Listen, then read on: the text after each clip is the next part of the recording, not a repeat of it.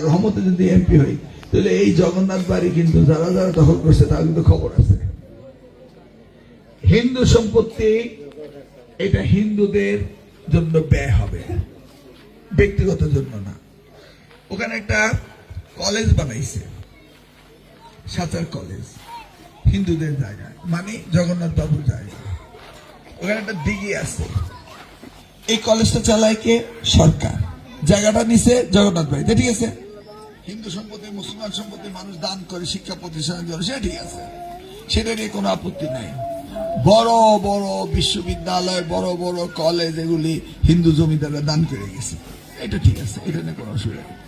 এখন একটা দিঘি আছে, এই দিঘিতে যে মাছ ধরে যে লাভ হয়, এটা কলেজে দিয়ে দিতে হবে। কেন? কলেজ তো সরকারের বেতন দেয়, সরকার বেতন দেয় না, ওই টাকাটা গরিব হিন্দু নাই ওখানে, তাকে দেওয়া যায় না।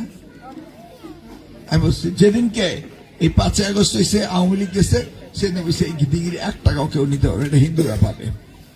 এবার পূজার মধ্যে দেখলাম তাদেরকে, যারা গরিব হিন্দু আছে, ওইটার টাকা দিয়া শাড়ি লুঙ্গি কিনে দিতেছে, বুঝছেন তো।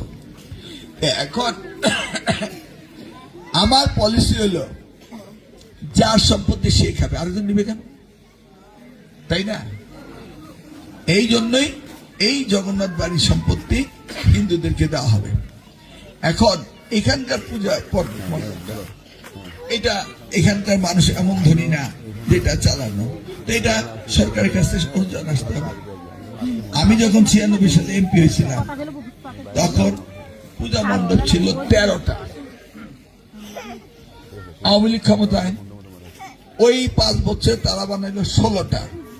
13টার মধ্যে আবার একটা গোবিন্দপুরে, এটা আমি করছি, 11 নম্বর ইউনিয়নে গোবিন্দপুরে পূজা মণ্ডপ, এটা আমি করেছি, এটা আমার গ্রামে, এটা আমি করেছি। কারণ আমার দাদা 24 বছর পঞ্চায়েতের প্রেসিডেন্ট ছিল, 5টা ইউনিয়নের চেয়ারম্যানের পঞ্চায়েতের প্রেসিডেন্ট বলে। তো ওই গ্রামে হিন্দুদেরকে উনি সবসময় নিজের সন্তান তুল্য আদর স্নেহ করে রাখতেন। তা আমি এসে সেখানে দুর্গা পূজা করে দিলাম। হইল কয়টা?